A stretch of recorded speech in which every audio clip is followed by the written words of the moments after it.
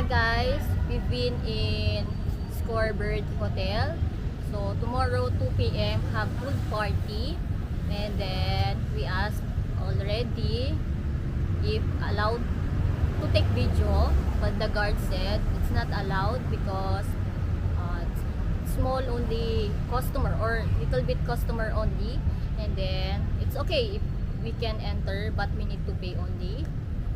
Entrance 500 peso. Yes, it's 500 I asked it pesos. about I can pay additional money for take video, but he said very sorry, now we cannot allow take video.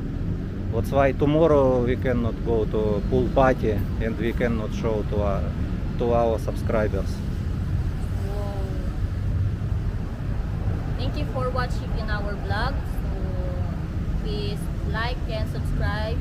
Thank you.